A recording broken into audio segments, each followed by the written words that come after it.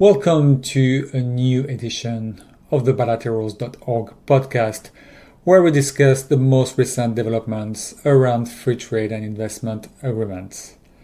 January 1st marked the 30th anniversary of the first modern free trade agreement, originally known as the North American Free Trade Agreement, or NAFTA, and now called the United States-Mexico-Canada Agreement.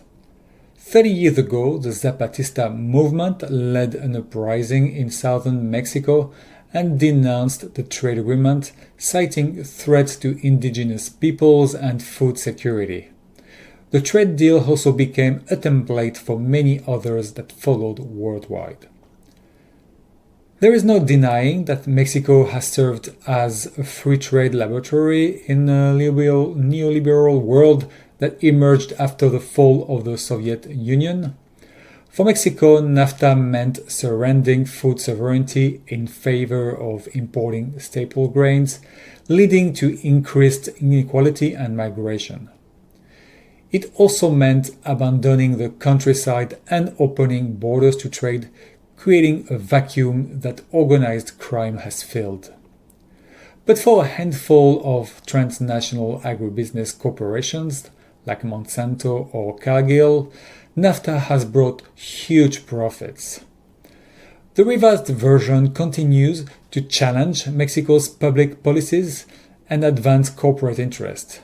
For example, in August 2023, the US filed a claim under the treaty over a Mexican government decree that banned the use of genetically modified corn in tortillas and phased out its use in all products for human and animal consumption.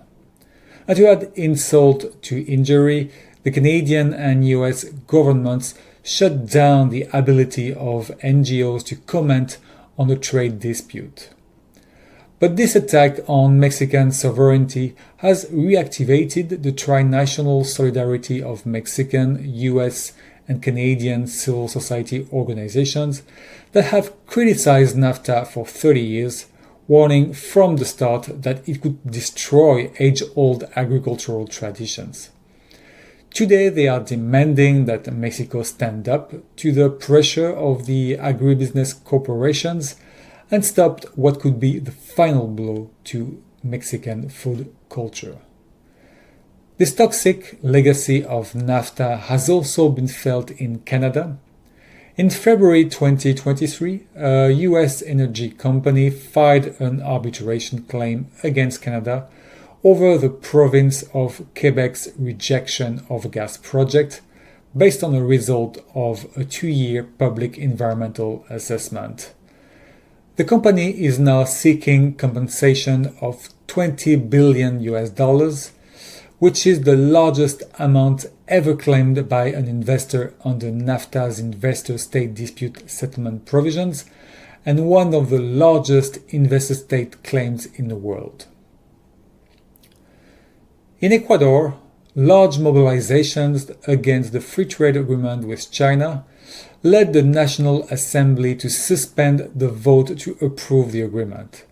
Social movements say it will only benefit Chinese corporations and elites at the expense of smaller local businesses and the public interest. They're also concerned about the expanded protections for foreign investment that could be granted in the mining, oil, and agribusiness sectors. Negotiations between the European Union and Mercosur were delayed again last month. While the issue surrounding the talks is uncertain, their conclusion may depend on Argentina's far-right libertarian president, who is reportedly in favor of the deal.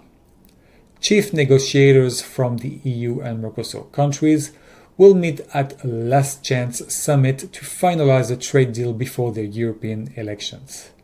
Civil society groups have insisted that the deal should be scrapped once and for all, as it follows in the footsteps of neoliberal trade deals that have only benefited transnational corporations.